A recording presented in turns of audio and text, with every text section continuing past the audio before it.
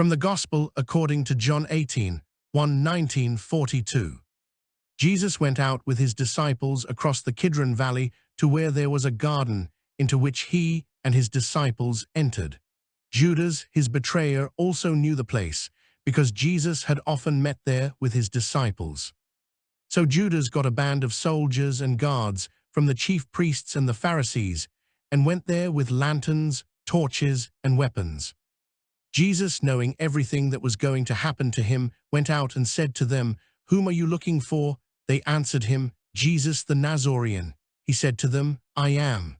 Judas, his betrayer, was also with them. When he said to them, "I am," they turned away and fell to the ground.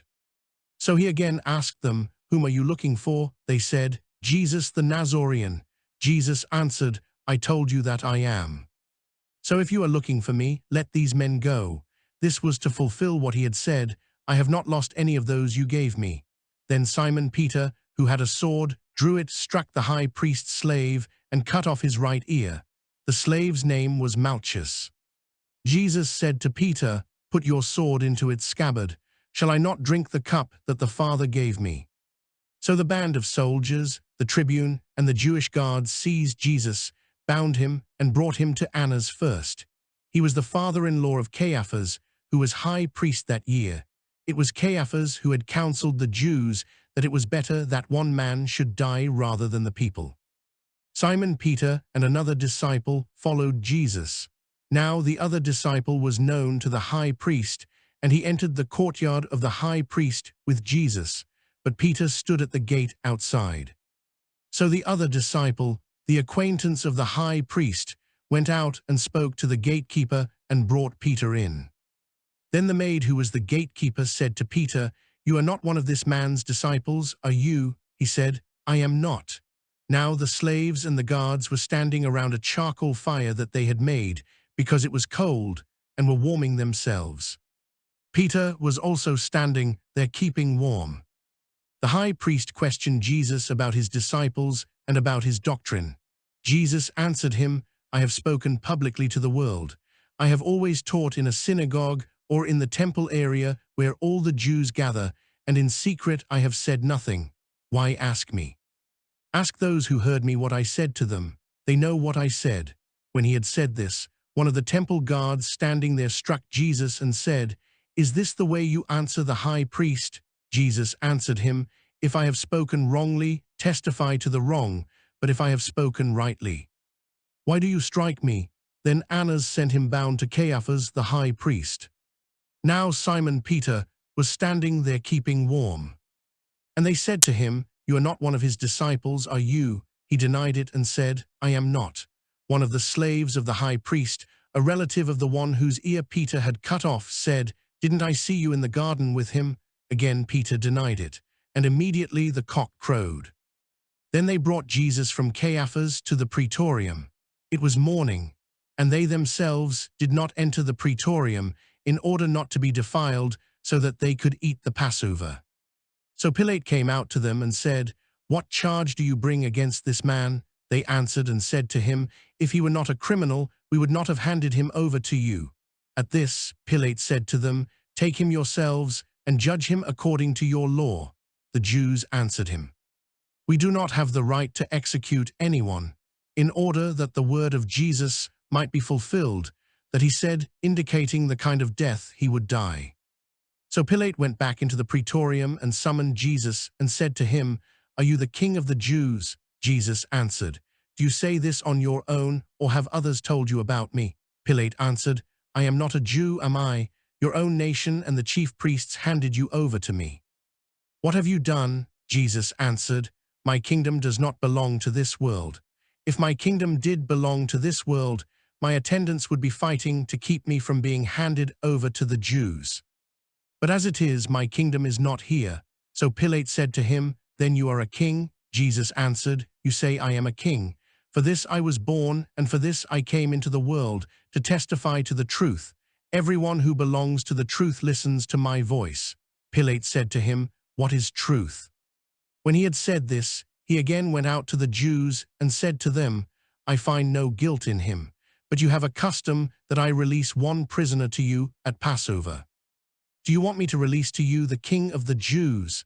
They cried out again, "Not this one, but Barabbas." Now Barabbas was a revolutionary. Then Pilate took Jesus and had him scourged. And the soldiers wove a crown out of thorns and placed it on his head, and clothed him in a purple cloak. And they came to him and said, "Hail, King of the Jews!" And they struck him repeatedly. Once more Pilate went out and said to them, "Look, I am bringing him out to you, so that you may know that I find no guilt in him." So Jesus came out, wearing the crown of thorns and the purple cloak. And he said to them, "Behold the man." When the chief priests and the guards saw him, they cried out, "Crucify him, crucify him." Pilate said to them, "Take him yourselves and crucify him." "I find no guilt in him," the Jews answered. "We have a law, and according to that law he ought to die, because he made himself the Son of God." Now when Pilate heard this statement, he became even more afraid, and went back into the praetorium and said to Jesus, "Where are you from?" Jesus did not answer him. So Pilate said to him, "Do you not speak to me? Do you not know that I have power to release you, and I have power to crucify you?" Jesus answered him, "You would have no power over me if it had not been given to you from above. For this reason, the one who handed me over to you has the greater sin." Consequently, Pilate tried to release him, but the Jews cried out, "If you release him, you are not a friend of Caesar. Everyone who makes himself a king opposes Caesar." When Pilate heard these words, he brought Jesus out and seated him on the judge's bench in the place called Stone Pavement, in Hebrew, Golgotha. It was preparation day for Passover, and it was about noon. And he said to the Jews, "Behold your king." They cried out, "Take him away, take him away." "Crucify him," Pilate said to them. "Shall I crucify your king?" The chief priests answered, "We have no king but Caesar." Then he handed him over to them to be crucified. So they took Jesus, and, carrying the cross himself, he went out to what is called the place of the skull, in Hebrew, Golgotha. There they crucified him, and with him two others, one on either side, with Jesus in the middle. Pilate also had an inscription written and put on the cross. It read, "Jesus the Nazarene, the King of the Jews." Now many of the Jews read this inscription, because the place where Jesus was crucified was near the city, and it was written in Hebrew, Latin, and Greek. So the chief priests of the Jews said to Pilate, "Do not write the King of the Jews, but that he said, 'I am the King of the Jews.'" Pilate answered, "What I have written, I have written." When the soldiers had crucified Jesus, they took his clothes and divided them into 4 shares, a share for each soldier. They also took his tunic, but the tunic was seamless, woven in one piece from the top down.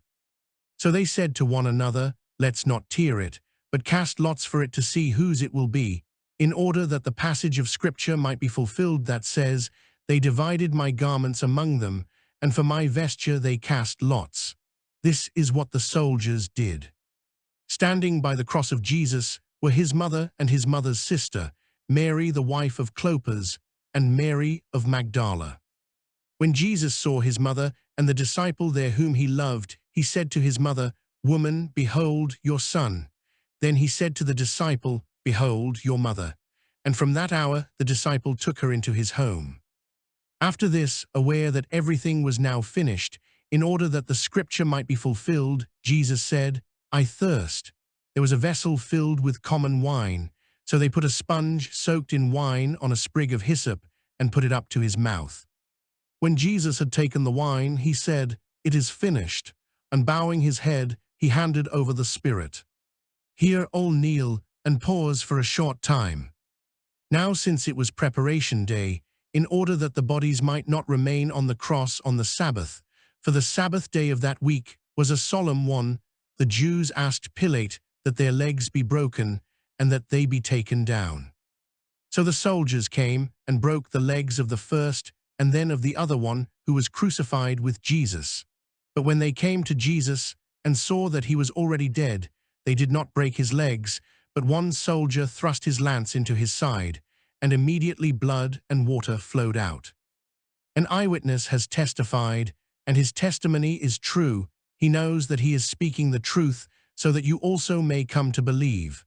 For this happened so that the scripture passage might be fulfilled. not a bone of it will be broken. And again another passage says, they will look upon him whom they have pierced. After this, Joseph of Arimathea, secretly a disciple of Jesus for fear of the Jews, asked Pilate if he could remove the body of Jesus. And Pilate permitted it, so he came and took his body. Nicodemus, the one who had first come to him at night, also came bringing a mixture of myrrh and aloes weighing about 100 pounds. They took the body of Jesus and bound it with burial cloths, along with the spices, according to the Jewish burial custom. Now in the place where he had been crucified there was a garden, and in the garden a new tomb, in which no one had yet been buried. So they laid Jesus there because of the Jewish preparation day, for the tomb was close by.